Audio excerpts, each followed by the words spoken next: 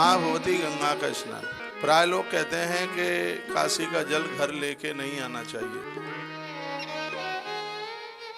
ऐसा आपने भी सुना होगा, मैंने भी सुना है, लेकिन किसी भी ग्रंथ में ऐसा नहीं लिखा है कि काशी का जल घर नहीं लाना चाहिए।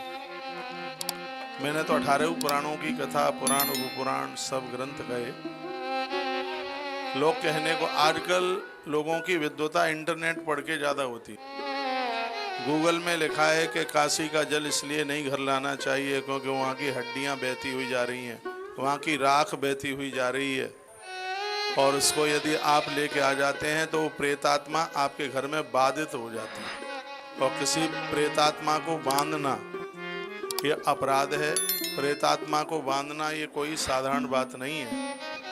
और गंगा जल को घर लाने पर और प्रेतात्मा हमारे घर में आके कब्जे में आ जाए, हो ही नहीं सकता। जिस समय हड्डियां गंगा जी में प्रभावित होती हैं, प्रेतात्मा का तो उद्धार उसी समय हो जाता है। फिर क्या, वहां तो मिट्टी राख बची है, कुछ नहीं। तो इसलिए ढपोल शंख वाली बातों से थोड़ा सा कुछ बच के रहिए, ठीक है। गंगा पूजित है। हाँ, एक फल्गु माता का है, वहाँ पिंडदान तर्पण होता है, तो वहाँ का जल जरूर लोग भक्त घर लेकर के आते नहीं है। नहीं तो फिर आप कहेंगे कि वहाँ पर राख, तो फिर त्रिवेणी का जल क्यों लाते हैं? मुर्दे तो वहाँ भी बहुत ज्यादा जलते हैं, हड्डियां विसर्जित होती हैं त्रिवेणी पर। काशी देखिए, गंगा तो सब जगह बहती है, लेकिन सही में तो देखा जाए तो जो काशी में महादेव बैठे हैं एक नंबर के, तो गंगाधर तभी वो माने जा रहे हैं। रोज गंगा नहा के महादेव आते हैं अन्नपूर्णा माता का दर्शन करने। देखो, आप करोगे तो वही जो आपको भाएगी। लेकिन मेरा मन यह कहता है, मेरा विचार यह कहता है कि काशी का गंगा जल बिल्कुल अपवित्र नहीं है। 10 अश्वमेध घाट पर यज्ञ हुआ, स्वयं भगवती माता गंगा ने उस राजा का अभिषेक किया जिसका नाम था देवोदास। इस मृत्यु लोक में सबसे ज्यादा राज्य उसने धरती पर किया है, और माँ भगवती गंगा उसके यज्ञ को पावन करने के लिए काशी में पधारी है। तो गंगा तिबंधनी है, बहुत पूज्य है।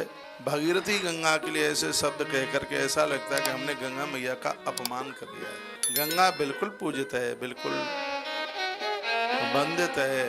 और मैं आप कहना कहूँगा जो काशी में लोग रहते हैं, क्या वो गंगा जल अपने घर नहीं लाते होंगे कि वो हरिद्वार जाते होंगे गंगा जल लेने के लिए?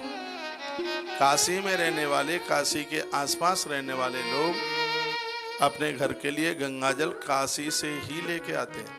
वहाँ के भी मेरे विद्वानों से बात हुई है। जब ये चर्चा ज़्यादा बात में आई तो मैंने वहाँ गुरुजन संत जनों को पूछा, मैंने कहा क्या ये सही है? तो कई बार अपने आश्रम में काशी का जल लेके आए हैं, तो क्या ये कोई अपराध है क्या? तो उन्होंने कहा बिल्कुल भी नहीं है। यदि ऐसा होता तो वहाँ वो केटलियाँ ही नहीं मिलती गंगा जल भरने के लिए।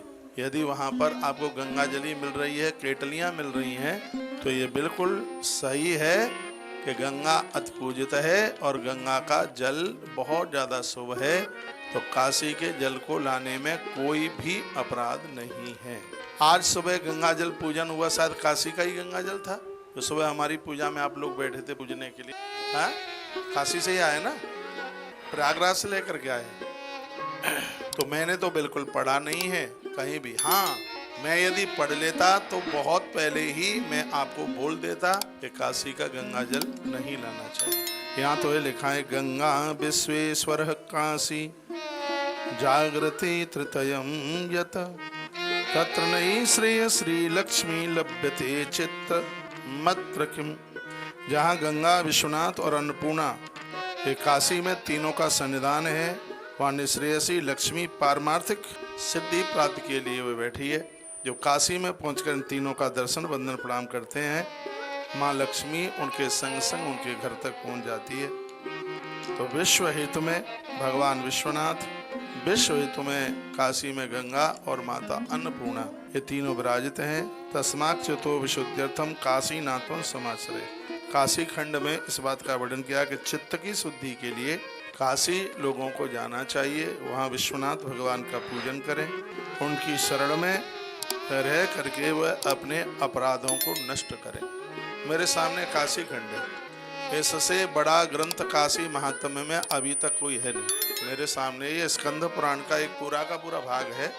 स्कंद पुराण के बहुत खंड हैं, जिसमें एक प्रवास खंड है, उसी में से एक खंड है काशी खंड। इसमें हर प्रकार से काशी के ही महात्म्य का वर्णन किया है। और मेरे साथ जयकरा लगाइए, बोलो बांके बिहारी लाल की जय हो, बोलो शंकर भगवान की जय हो। तस्मा चेतो विशुद्ध्यर्थम काशीनाथम समाचरित तदा श्रेण नियतम सखी अंते आमनोमला। जो अपने पापों को धोना चाहते हैं, जो अपने पापों को समाप्त करना चाहते हैं, अनजान में बहुत अपराध हो जाते हैं जिनकी हमें जानकारी भी नहीं होती, ऐसे लोगों को काशी की यात्रा जरूर करनी चाहिए। काशी हमारे संपूर्ण अपराधों को समाप्त कर देती है। यूं तो भगवान महादेव हर जगह विराजित हैं, लेकिन काशी में जो भगवान विश्वनाथ जगत के ऊपर कृपा कर रहे हैं, वह उनकी बहुत बड़ी अद्भुत कृपा है। गाया जाता है हर हर महादेव शंभो काशी विश्वनाथ गंगे। काशी विश्वनाथ गंगे, काशी अमरनाथ गंगे। जातु मासम न भोक्तव्य प्राणी कंठ गतैरपि भोक्तव्य तरि भोक्तव्यम सम्मांशेन तर्यशत।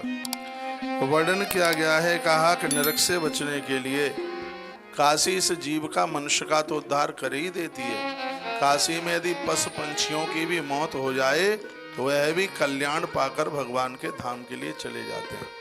काशी में जन्म लेने वाला वृक्ष टूट फूट करके गंगा जी में गिरता है, खत्म होता है, तो वह भी वृक्ष से मनुष्य बनने का अधिकार प्राप्त कर लेता है। यह काशी की बहुत बड़ी महिमा है अपने आप में। कहा जाता है व्यक्ति को धन न हो काशी जाने के लिए तो अपने आप को कहीं बेच करके साल 2 साल 6 महीने के लिए अपनी बिक्री कर दे, कह दे कि मैं 6 महीने के लिए भैया तुम्हारे यहाँ बिक गया हूँ और जब तुम मुझे मुक्त करो तो मुझे इतना पैसा दे देना। उस पैसे से काशी चले जाना, काशी में रह लेना, एक जन्म के नहीं अनेकानेक जन्म के अपराध समाप्त हो जाएंगे। यह है काशी की बहुत बड़ी महिमा। वर्णन यह भी किया गया है कि काशी में हिंसक पशु पंछी भी अपना स्वभाव भूल जाते हैं। काशी में रहने वाला हिंसक पशु भी मांस खाना बंद कर देता है, लोगों को मारना बंद कर देता है। राम जी की कथा में आता है कि राम जी दंडकारण्य वन में थे तो बिच्छू डंक मारना भूल, सर्प फण मारना भूल गए। अच्छे लोगों के दर्शन का इतना बड़ा असर है, इतना बड़ा असर है अच्छे लोगों का, अच्छे महानुभावों का, जिनका सानिध्य पा करके व्यक्ति एकदम बिल्कुल सुधर जाता है। काशी में सगरे जीव जंतु एक ही घाट पर पानी पीते हैं, किसी के अंदर बैर भाव नहीं है। मैं कहूँगा काशी महात्म्य की तो कथा आप सुन ही रहे हैं, लेकिन अपने घर को भी काशी बनाइए। 3 चीजें घरों में होनी चाहिए, एक है काशी, एक है अयोध्या और एक है वृंदावन। ये तीनों तुम्हारे घर कैसे आ जाएंगे? जब 3 बातें आपके जीवन में प्रकट हो जाएंगी। क्या क्या? सत्य, प्रेम और करुणा। सत्य, प्रेम और करुणा। अयोध्या सत्य की भूमि है, वृंदावन प्रेम की भूमि है और काशी करुणा की भूमि है। आपका घर काशी बन जाएगा। घर के एक एक लोगों के ऊपर दया कीजिए, उनके दुख को अपना दुख समझिए, करुणा का सावन बरसाइए। काशी में महादेव रहते हैं और महादेव करुणा के अवतार है। कर्पूर गौरम करुणावतारम, जो करुणा शब्द है वो महादेव के रूप में छलकता है। बस यहाँ से तुम काशी महात्म्य सुन करके चले जाओ और जीवन को काशी में न बना पाओ तो वह भी तो ठीक नहीं है। काशी एक प्रकाशित विद्या का नाम है। काशी अज्ञान के खंडर को, अज्ञान को समाप्त कर देती है, उसे खंड खंड कर दे, ऐसे परम प्रकाश का नाम काशी है। काशी अज्ञान को समाप्त कर देती है। काशी हमारे अकाल को समाप्त करती है, अकाल मृत्यु से हमें बचाती है, ऐसी काशी है। पठन्ति सार कासारम सुख संबोधयत्पयो अपार वार संमार सिंधु पार ग्रह शिवा। कहा गया है काशी में पंछी भी वेद पढ़ते हैं, मनुष्यों की बात छोड़िए। काशी में पंछी भी सुख सार का भी वेद पढ़ते हैं। ये महात्म्य काशी का है। कलकंठ किलोत्कंठम मंजू गुंजत कुंजगः। वहाँ के भौरे भ्रमण पंस पंछी सबको इतनी विज्ञता है, वो अनविज्ञ नहीं है। उनको इतनी समझदारी है, किसी न किसी रूप में वह भी विश्वनाथ के मंदिर के गुम्मट पर बैठ करके वो भी अपना कल्याण कर रहे हैं। ऐसे काशी के बाबा विश्वनाथ हैं। ध्यानस्तस्रोसन्ति मुनि पारा बत्ते पिवर्यति। ऐसा लगता है कि यहाँ के जो जीव जानवर हैं पता नहीं पहले जन्म के कोई मुनि है क्या। मनुष्य होते तो इतना नहीं कर पाते कुछ, लेकिन ऐसा लगता है कि पूर्व के कोई मुनि हैं, कोई गलती हो गई है इसलिए काशी के वृक्ष बन गए हैं। कोई देखिए तीर्थों में जितने भी पेड़ हैं पूर्व के मुनि हैं। भगवान प्रसन्न हो गए थे, भगवान ने कहा था मांगो क्या चाहिए, तो साधुओं ने कहा कि हम वृक्ष बनना चाहते हैं तुम्हारे तीर्थ का। पेड़ क्यों बनना चाहते हो?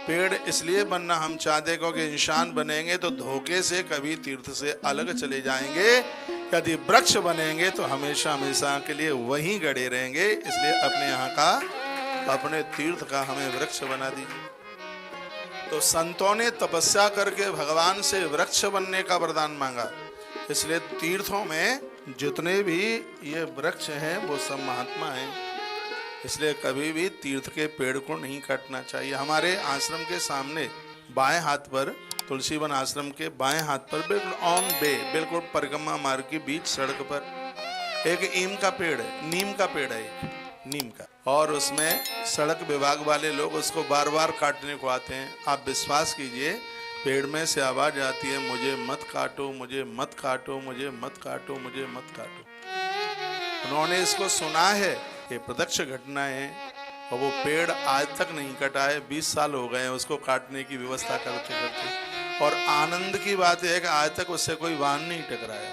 बिल्कुल बीचा बीच में परिक्रमा मार्ग में उसने कभी किसी को नुकसान नहीं पहुंचाया। उसमें से आवाज आती है मुझे मत काटो। क्यों आवाज आती है? क्योंकि पूर्व का कोई तीर्थ है ना, वो पूर्व का कोई ऋषि है, इसलिए। तो तीर्थ में कभी वृक्ष को नुकसान मत पहुंचाइए, उसमें अपने धुले हुए कपड़े भी बिल्कुल भी मत उनके ऊपर सुखाइए।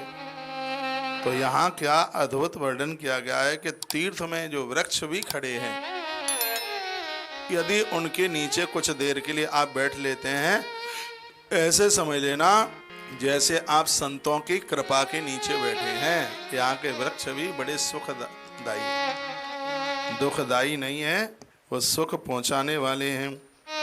तो वर्णन करते हैं कि यहाँ पर एक महात्मा रहते हैं जिनका नाम है अगस्त महात्मा। उनकी पत्नी का नाम है लोपामुद्रा, और ये काशी में रह रहे थे, बड़े लंबे समय से रह रहे। इनके यहाँ देवता लोग आते हैं। एकता सर्वमांशानि मत्स्यमांशं तथैगद स्मृति स्मृति किंतव्यो भ्रतो मशान्यमी। एक बार इस महात्मा के आश्रम पर कुछ हिंसक पशु चल करके आए। कुछ दिनों तक महात्मा का सानिध्य मिला। इस ग्रंथ में लिखा है कि पशुओं ने हिंसा करना बंद कर दिया, सांपों ने फण मारना बंद कर दिया। महात्मा अगस्त के दरवाजे पर नित्य महात्मा तो आते ही हैं, लेकिन स्वयं ईश्वर चल करके आता है। ये काशी में रहते हैं। लिखा है, वर्णन किया कि इनके यहाँ सुख सारिका जो वेद का पाठ करते हैं पंछी हैं। लिखा है पठंती सारिका सारम सुख संबोधन यत्तयो। सारिका क्या कहती है अपने पति से? सुख से सुख की क्या कहती है कि हमने पता नहीं पहले जन्म में कौन सा अपराध कर दिया है कि हम पंछी बन गए। ऐसा कोई पुण्य है कि हम काशी में रह रहे हैं, लेकिन हमने जो अपने गुरुजी के मुख से वेदों का मंत्र जो सुना है, इसी से हमारा कल्याण हो जाएगा। और वो रोजाना उस मंत्र को सुनते सुनते एक दिन महात्मा की दीवार के ऊपर से नीचे लुढ़क गए, पेड़ टूट के ऊपर से गिरा, भगवान के दिव्य विमान पर बैठ करके भगवान के धाम के लिए चले गए। ये काशी का महात्म्य है। काशी में जान अनजान कैसे भी व्यक्ति की मृत्यु होती है, तो काशीनाथ बाबा विश्वनाथ उनका कल्याण कर, उनको आनंद कर देते हैं। काशी का महात्म्य है। काशी में जो भी कोई मरता है तो उसका उद्धार ही होता है। वर में ते पक्षी मृगा पशवका शिववासिना हे सामने पुनरावृत्ति न देवाना पुनर्भवा।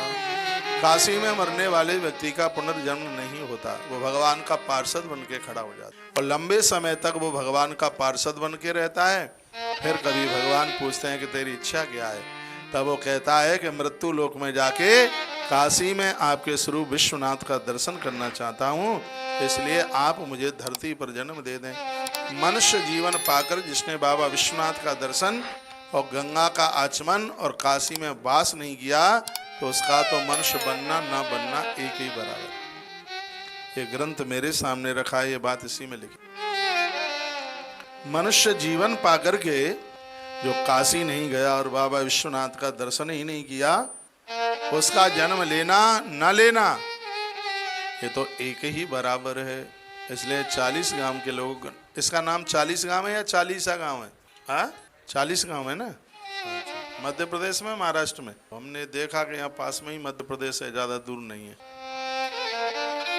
तो 40 गांव के भक्तों सुन लीजिए। काशीस्थयी पतिते स्तुल्यान भयम स्वर्गड़ कच्चिद काश्याम पातांत भयम नास्ति स्वर्गे पातांत भयम। देवता क्या कहते हैं? सुनिए, देवता कहते हैं कि हमसे तो काशी में रहने वाले लोग ज्यादा भाग्यशाली है, क्योंकि स्वर्ग में रहने वाले देवताओं का पतन होता है और काशी में तो अपराधी भी रहे तो उसका भी कभी पतन नहीं होता। ये काशी की महिमा। ग्रंथ में तो लिखा है कि जो माताएं अपने पति से दूर रह रही हैं या जिनका पति दुनिया छोड़कर ऊपर चला गया है, उस नारी को चाहिए कि उसे तीर्थ में वास करना चाहिए, और तीर्थ में भी यदि काशी का वास मिल जावे तो बहुत ज्यादा बढ़िया है। ऐसा भी ग्रंथ में वर्णन किया गया। बरम काशी पुरी वासो मासो ओ वसना देवी। देखो यहाँ बड़ी सुंदर बात कही गई है। लिखा गया है कि 1 महीना यदि काशी में जाकर कोई व्रत कर ले, 1 महीना कोई काशी में रह करके उपवास कर ले, 1 महीना कर ले, काशी में उपवास जाकर के कर ले, तो बताते हैं उसको 6 वर्ष उपवास करने का फल तत्काल प्राप्त हो जाता है। ये महात्म्य श्री काशी का है। काशी में किया गया कोई भी जो भी सत्कर्म है वो अपने आप में अनंत गुना हो जाता है, बहुत ज्यादा फलदायी हो जाता है। इसलिए मनुष्य जीवन मिला है तो काशी जरूर जाइए, काशी के भोलेनाथ का दर्शन जरूर कीजिएगा। बोलिए बाबा विश्वनाथ भगवान की जय हो। माइक वाले को मन देखिए, हमें देखिए, इधर देखिए, इधर देखिए। आवाज आ रही है हमारी? आपके पास तक पीछे नहीं आ रही। टोपी वाले दादाजी हाथ उठा रहे हैं। यहाँ की सफेद टोपियाँ बहुत अच्छी लग रही हैं। अरे मैं तो प्रणाम करता हूँ उसे, बहुत अच्छा। जब मैं अंदर प्रवेश कर रहा था, आप हमारे स्वागत में जो टोपी लगाए हुए थे छोटे छोटे बच्चे, बड़ी अच्छी संस्कृति है, बड़ी अच्छी सभ्यता है। वैसे भी सिर ढकाई होना चाहिए।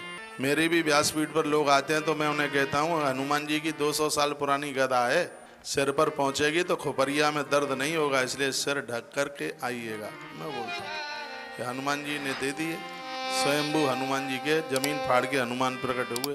तो सत्संग में, कथा में, मंदिर में, भोजन बनाते समय, भोजन परोसते समय और किसी के चरण छूते समय सिर ढका हुआ होना ही चाहिए, सिर पर वस्त्र ही होना चाहिए, ऐसा हमारे ग्रंथों में लिखा हुआ है।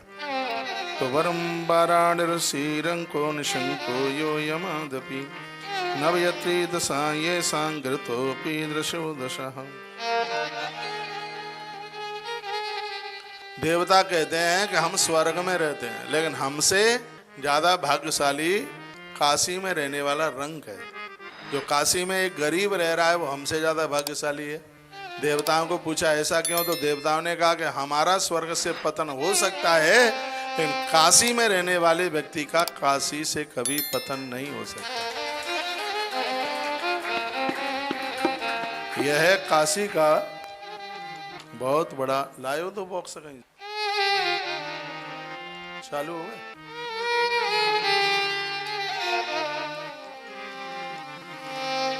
काशी में कोई 1 महीना व्रत कर लेता है, उसको 6 साल का उपवास करने का फल प्राप्त होता है। बड़ी अच्छी बात कही। यह सुखम काशीवासिन तद ब्राह्मण मंडपे अस्ति चेत कर्त सर्वेशा काशी वासा विलास का। जो काशीवास लिखा है, क्या सुंदर वर्णन किया गया है। इसमें कहा गया है ब्रह्मा जन्म लेते हैं तो उनकी मृत्यु होती है।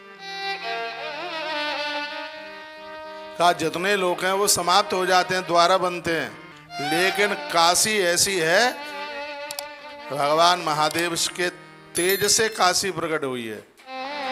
और अनादि काल में जब से काशी बनी है तब से लेके आज तक काशी का नाश नहीं हुआ, काशी समाप्त नहीं हुई। काशी को भगवान महादेव अपने डमरू के ऊपर संभाल करके रखते हैं। छोड़ो, जब मिल जाएगा तो फिर दोबारा आ जाएंगे गाने। तो शुक्ल पक्षे यथा चंद्र कलया कलयध्यते, जैसे शुक्ल पक्ष में चंद्रमा चमकता है उसी प्रकार से काशी में रहने वाले भक्तों का तेज भी ऐसे ही चमकता है। और बड़े भाग्यशाली वह लोग काशी के प्रति जिनकी आस्था जुड़ी है, जिनकी श्रद्धा जुड़ी है। बोलिए विश्वनाथ भगवान की जय। तो जन्मांतर सहस्रेतु यत् पुण्य समुपार्जितम् तत्पुण्य परिवर्तेन काशी वासो लभ्यते। एक बात कभी जिंदगी में मत भूलना, 1000 जन्मों के पुण्य इकट्ठे होते हैं तब कहीं व्यक्ति को काशी का वास मिलता है।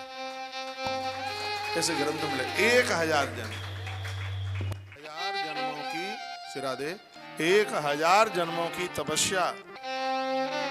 जन्मांतर सहस्रेतु यत् पुण्य समुपार्जितम् तत्पुण्य परिवर्तेन काशी वासोत्र लभ्यते। श्लोक बड़ा अद्भुत है। इसमें लिखा है कि 1000 जन्मों के जब पुण्य उदित होते हैं तब कहीं व्यक्ति को काशी का बसेरा मिलता है। और वैसे भी तीर्थ की महिमा, तीर्थ तो जाते ही नहीं। भगवान कहाँ मिलेंगे, शांति कहाँ मिलेगी, भक्ति कहाँ मिलेगी? वर्णन है हमारे ग्रंथों में। चरण राम तीरथ चल जाए, चरण राम तीरथ चल जाए, राम बस होते मन चरण राम तीरथ चल जाए, चरण राम तीरथ चल जाए, राम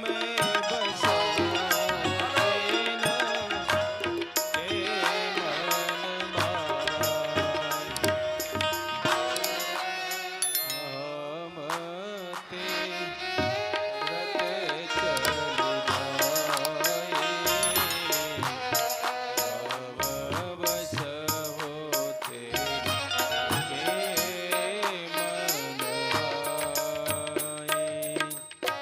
भगवान तीर्थों में जाते रहे। जो काशी जैसे तीर्थ में जाते हैं तो अश्वमेधाधिको धर्म तस्वाक्षस्तपदे,